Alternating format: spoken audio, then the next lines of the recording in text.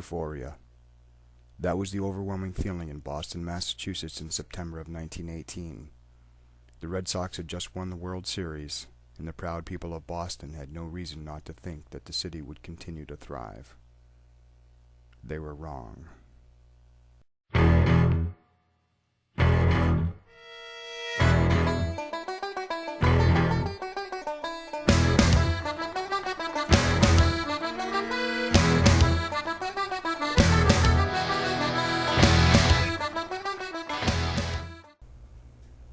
The 1918 baseball season was forced to end prematurely due to World War I's work or fight order, which forced the season to end on September 1st. Due to the uncertainty surrounding the early end, the series was marred by players threatening to strike due to low gate receipts. The Red Sox won the series in thrilling fashion in 6 games, but while the people of Boston were celebrating their victory, a silent killer was sneaking through their streets and infiltrating their homes, and by the time it was done, no one would ever be the same again. World War I was ending in Europe, and Boston Harbor was a hustling and bustling port for troops returning home and a major exchange location for those moving on to other ports. What these masses of people did not know is that along with them, they brought a stowaway, a creeping death. Though the first wave of the Great Flu pandemic had already killed thousands in Europe, a deadlier second wave was mutating. Unfortunately, it was the armed forces themselves that played a crucial role in the spread of the virus. The Navy would spread the flu from coast to coast on their troop ships, with cramped conditions seemingly designed to spread the flu. In the Army, the tight quarters guaranteed the rapid spread of any respiratory illness. The trains, the sleeping quarters, and the planes used by traveling soldiers were a breeding ground for the rapidly growing pandemic. The symptoms in 1918 were so unusual that initially the influenza was misdiagnosed as dengue fever, cholera, or typhoid. One observer wrote that one of the most striking of the complications was hemorrhage from the mucous membranes, especially from the nose, the stomach, and intestines. Bleeding from the ears and petechial hemorrhages in the skin also occurred. The majority of the deaths were from bacterial pneumonia, but the virus also killed people directly, causing massive hemorrhages and edema in the lungs. It was not unusual for an individual to be perfectly healthy one day, then fall ill the next day, some bleeding out right in the middle of the street. During this time, it was the calming and heroic action of the Boston Police Department that kept the city from falling apart. Long before the days of ambulances and EMTs, it would be the police that would respond to the sick and the dying, whether it would be on the street or on a ship of refugees. One of the most incredible aspects of this heroism is that if a policeman were to contract the flu and die, this was not considered to be in the line of duty. No. The police and medical personnel who collected the dead, prepared them for burial, and interred them, found themselves overwhelmed. The accumulation of corpses only served to create opportunities for secondary epidemics. But as quickly as the flu spread throughout the world, it just as quickly disappeared. One theory for the rapid decline is that the doctors simply got better at preventing and treating the virus, but another theory holds that the virus mutated extremely rapidly to a less lethal strain. It left in its path between 50 and 100 million people dead worldwide. As far back as 1916, Boston was dealing with the ramifications of radical communists. On December 16th, Alfonso Fagatti, a follower of anarchist Luigi Galliani, was arrested for stabbing a policeman during a riot in Boston's North Square. The next day, Gallianis exploded a bomb at the Salutation Street station of the Boston Harbor Police. In January of 1919, the city was rocked by the explosion of a large molasses storage tank in the North End.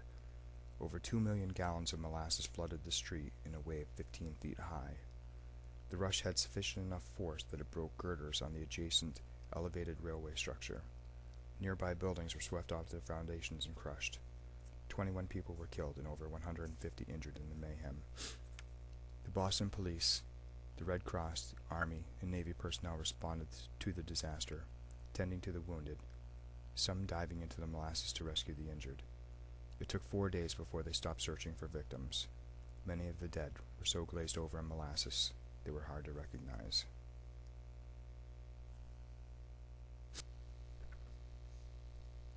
The cause of the accident is still not known with any certainty, though some experts have the opinion that structural defects and unseasonably warm temperatures contributed to the disaster. But since molasses was a key component in the manufacturing of munitions at the time, the popular theory was that the explosion was caused by anarchists.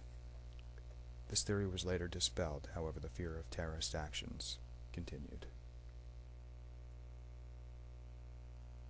The climate in the year following the end of World War I was one filled with immense fear that was instilled by government and business propaganda. A communist takeover was the common fear whenever any kind of protest was given or any organized labor movement was uncovered. In 1919 alone, nearly one-fifth of the country's workers would strike. New York harbor workers would strike in January, followed shortly thereafter by the dressmakers. In Seattle, the dock workers struck, and later in the year, a steelworkers' strike slowed the return of the nation's economy to normal peacetime functioning.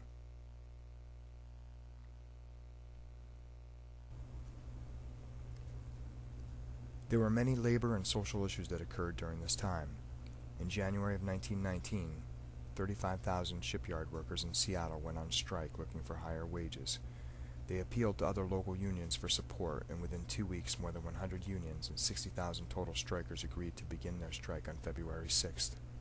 Seattle's normal activities like streetcar service, schools, and ordinary commerce were paralyzed.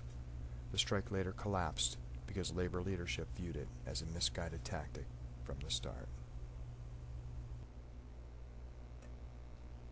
The Overman Committee was a special 5-man Senate subcommittee first charged with investigating German subversion during World War I. Its mandate was extended the day after the Seattle shipyard workers' strike began. Its goal was to study any efforts being made to propagate in this country the principles of any party exercising or claiming to exercise any authority in Russia, and any effort to incite the overthrow of the government of this country. The committee's hearings into Bolshevik propaganda developed an alarming image of imminent threat. The press further fueled the fear of communism with such headlines as Red Peril Here and Planned Bloody Revolution. In September, though the AFL opposed it, 98% of the steel industry's workers voted to strike. The strike shut down more than half the steel industry in the country. The owners turned public opinion against the AFL by claiming that the steelworkers' strike was masterminded by radicals and revolutionaries. They also played on the fears by noting the large number of immigrant steelworkers. State and local authorities backed the steel companies. Mass meetings were prohibited, picket lines were attacked by police, and thousands were jailed. Martial law was declared in Gary, Indiana due to the clashes between the police, the strikebreakers, and the Unionists. Steel companies turned towards strike-breaking and rumor-mongering to help demoralize the picketers. Congress conducted investigations into radical influence upon union activity, and it was the campaign of negativity that ultimately collapsed the strike.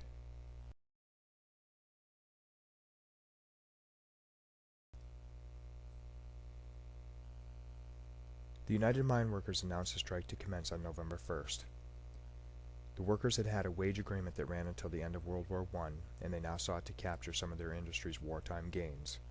Attorney General Mitchell invoked the Lever Act, a wartime measure that made it a crime to interfere with the production or transportation of necessities. This law was meant to punish hoarding and profiteering during wartime, and it had never been used against a union. Palmer was confident that his injunction would get united political backing and public support. The day after he obtained his injunction, 400,000 coal workers struck. Owners charged that communist leaders Lenin and Trotsky ordered and financed the strike. The press also echoed those sentiments with words like insurrection and Bolshevik revolution being used as propaganda against the strikers. United Mine Workers leader John L. Lewis called for an end to the strike after criminal charges were filed against him. Though many strikers ignored his action and continued to strike, supplies were running low and public sentiment was calling for stronger action, so a final agreement came in December.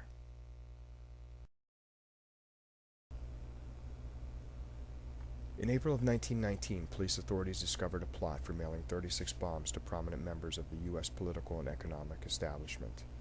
On May 1st, the labor workers celebrated their annual May Day celebration across the world. In the year of 1919, there were especially large demonstrations to celebrate the labor movement. Violence broke out at the normally peaceful parades in Boston, New York, and Cleveland. In Boston, the police tried to stop a march that didn't have a permit. Both sides fought for the possession of the socialist red flags, and Boston policeman Adolf Butterman was killed in the melee. A mob attacked the socialist headquarters later that day, and the police arrested 114 socialists. Police Captain Hugh Lee died of a heart attack due to the stress, though he's not officially listed as a victim of the riots. In June, 8 more bombs exploded simultaneously in 8 different cities. Of these bombs, one was intended for Attorney General A. Mitchell Palmer, and another for Massachusetts State Representative Leland Powers, who along with other intended victims were government officials who had endorsed anti-sedition laws and the deportation of immigrants suspected of crimes or associated with illegal movements. The Attorney General soon commanded the Palmer raids from 1919 to 1920 in an attempt by the U.S. Department of Justice to arrest and deport radical leftists from the U.S. His raids included over 30 prominent cities in the U.S., to include Boston. The affected suffered beatings, bad prison conditions, and government threats. And although the ferocity of his approach struck fear in the heart of those would-be radicals, his support would soon crumble as his methods were called into question. The lines between legitimate labor movements and radicalism continued. In Massachusetts, textile workers in Lawrence walked out in protest of 6-day, 9-hour workday schedules. Boston telephone operators interrupted much of New England's phone service in an April walkout, and in July, Boston's elevated train workers left their jobs in protest. But no event struck more fear in that chaotic year than the Boston police strike. For the Boston police officer in 1919, life was anything but good. New officer pay had not risen in 63 years when the pay was only $2 a day. They worked 10-hour shifts and often slept at the station in case they were needed. They worked 7 days a week with a day off every other week, during which they could not leave town without permission.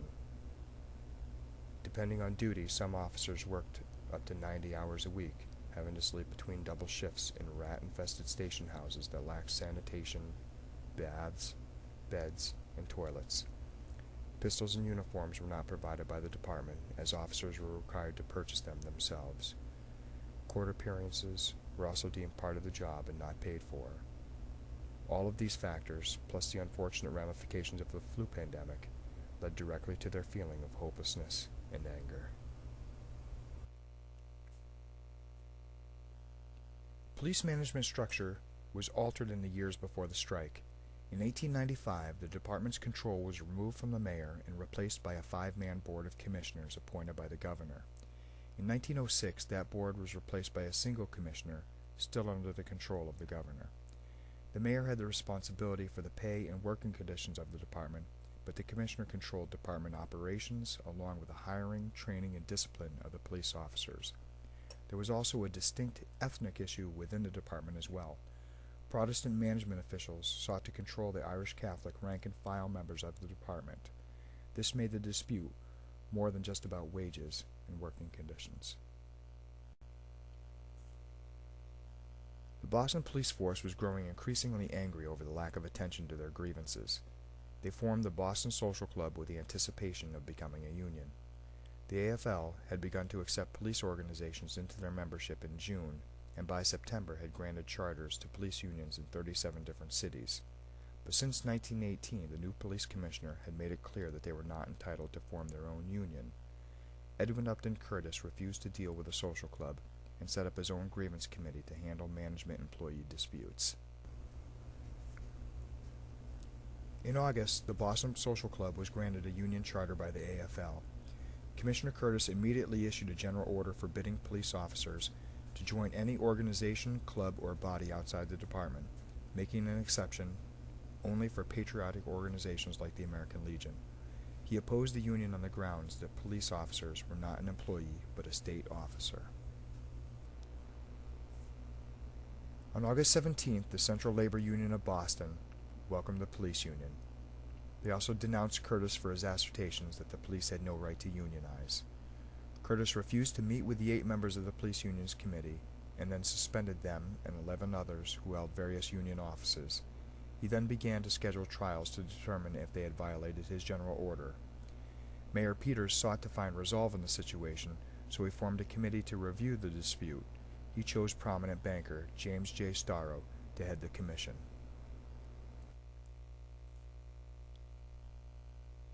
The committee agreed that wages and working conditions required change, but that the need for public safety outweighed the right to collective bargaining. They also recommended that Curtis and the police agree to a union without AFL ties and without the right to strike. Curtis would then need to recognize the union, but it would remain independent and unaffiliated. Starro also recommended that no action be taken against the 19 officers that Curtis had suspended. The Boston Chamber of Commerce backed the committee's decision, as well as 4 out of 5 of Boston's newspapers. With the support of Massachusetts Governor Calvin Coolidge, Curtis rejected Starro's proposal. He then proceeded with the department trials of the 19 officers and on September 8th found them guilty of union activity. The police union members then responded that same day by voting 1,134 to 2 in favor of a strike. The strike would start as of the evening roll call the next day, September 9th, 1919, and of the force's 1,544 officers, 1,117 failed to report to work. Coolidge assigned 100 members of the state's Metropolitan Police Department to replace the striking officers, but 58 of them refused to participate and were suspended. 200 Harvard athletes and businessmen were recruited to step in after Mayor Peters' request for the state guard was denied by Coolidge. The governor's position was that volunteers could fill the void, and that the troops would be sent in only if needed. Residents quickly absorbed the reality that their streets were left unguarded. Petty crimes were rampant. Vandals ruled the street and people gambled out in the open. Officers were harassed, both those on strike, now without badge and gun, and those who remained as strikebreakers. Though the strike only became official as of 5:45, by 8 p.m. an estimated crowd of 10,000 gathered in Scully Square. Store windows were broken in the melee, and there was a frenzy of looting, gambling, and mayhem that overtook Boston. Some was just rowdy behavior that scared respectable citizens, throwing rocks at streetcars and overturning street vendor carts. But by morning, the mayor had asked the governor to furnish a state guard, and he eventually provided almost 5,000 troops. The mayor used an emergency clause to take control of the police whenever tumult, riot, and violent disturbance happened within the city. Coolidge reacted by issuing a statement that as governor, the guard would be under his control, and that Coolidge, not Peters, would save Boston. Violence peaked again that evening, but many businesses were better prepared. Some had boarded up, and others stayed open all night with armed guards visible to discourage any would-be criminals. Gamblers played dice openly, and women were victims of purse snatchers. The guard proved extremely inexperienced at handling crowds and were very quick to assert control without regard for loss of life. There was gunfire in South Boston and 2 people were killed, with several others wounded. The calamity was caused by a mix of criminal mischief, angry citizens, and those sympathetic to the strikers. Harvard President Lawrence Lowell and prominent Boston businessmen called on more students to volunteer. The crowds met the volunteers outside the police stations to attack them. Cries were heard of "kill the cops." One of the commanders kept his Harvard volunteers in the station to protect their lives. At Scully Square, there were many confrontations between the replacement police and the crowd. Troops were called in to rescue cornered volunteers and police. Guardsmen were injured by throwing rocks, but the threat of live ammunition and horsemen with swords pushed the crowds back. Scores of rioters, volunteers, replacement policemen, and civilians were injured, and the death total from the chaos ultimately reached 9. Mayor Peters feared that other labor unions would join the police in a joint general strike. He met with other union leaders and had the support of the Central Labor Organization's insider, Jim Timilty, to assure that this would not happen. Partially due to negative propaganda, the police began to lose public sympathy. The strikers were called deserters, traitors, and agents of Lenin. President Woodrow Wilson, speaking from Montana, branded the walkout crime against civilization that left the city at the mercy of an army of thugs. A report from Washington, D.C. included the headline, "Senators think effort to Sovietize the government has started." Senator Henry Cabot Lodge saw the dangers of the national labor movement when he said, "If the American Federation of Labor succeeds in getting hold of the police in Boston, it will go all over the country, and we shall be in measurable distance of Soviet government by labor unions." When Governor Coolidge called the strikers deserters and traitors, the police union answered with the following words: "When we were honorably discharged from the United States Army, we were hailed as heroes and saviors of our country. We returned to our duties on the police force of Boston. Now, though only a few months have passed, we are denounced as deserters, as traitors to our city, and violators of our oath of office. The first men to raise the cry were those who have always been opposed to giving to labor a living wage. It was taken up by the newspapers, who cared little for the real facts. You finally added your word of condemnation. Among us are men who have gone against spitting machine guns single-handed and captured them, volunteering for the job. Among us are men who have ridden with dispatches through shell fire so dense that 4 men fell and only the 5th got through. Not one man of us ever disgraced the flag or his service. It is bitter to come home and be called deserters and traitors. We are the same men who were on the French front. Some of us fought in the Spanish War of 1898. Won't you tell the people of Massachusetts in which war you served?" AFL leader Samuel Gompers recognized that the strike was damaging the public's opinion of the labor movement, so he urged the strikers to return to work. The police accepted his recommendation immediately. On September 12th, Gompers telegraphed Mayor Peters and Governor Coolidge asking that the strikers be reinstated and that all parties agree to wait for an arbitration to honorably adjust a mutually unsatisfactory situation. Coolidge replied with a statement of support for Commissioner Curtis. Gompers telegraphed Coolidge again, this time blaming Curtis for the crisis. Coolidge dismissed the commissioner's behavior as irrelevant because no provocation could justify the police walkout.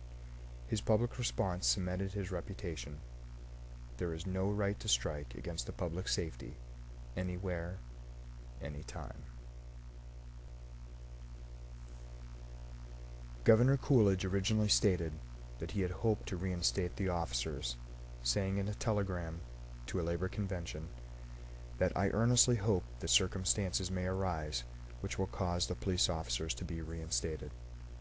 Nevertheless, over the objections of Mayor Peters, Commissioner Curtis, backed by Coolidge, announced that he planned to recruit a whole new police force. 11,000 men were fired. None ever returned. A new force was created using a pool of World War I veterans. Perhaps the most disturbing aspect of the whole strike was that the replacements received everything the strikers originally sought, to include better working conditions, higher salaries, more vacation days, pension plans, uniforms, and equipment. The ramifications of the Boston police strike were far-reaching. The AFL responded to the political pressure experienced during the strike and revoked the charters it had granted to the police unions. The Boston police officers would not form another union until 1965 and would not align themselves again with the AFL until 1998. The nation's fear of radical communism would lessen after the Palmer raids, but continue throughout the rest of the century. Faith in the labor movement would continue to grow into a positive force, away from the shadow of perceived communist ties. Governor Calvin Coolidge gained political momentum from his dealings with the strike, and was elected as vice president in 1920. He eventually succeeded to the presidency upon the death of Warren G. Harding in 1923. And what happened to those noble men of the Boston Police Department? History does not reveal their fate. But then, history is written by the victors. It is up to us to seek out the truth and to understand our past so that their injustice will not be repeated.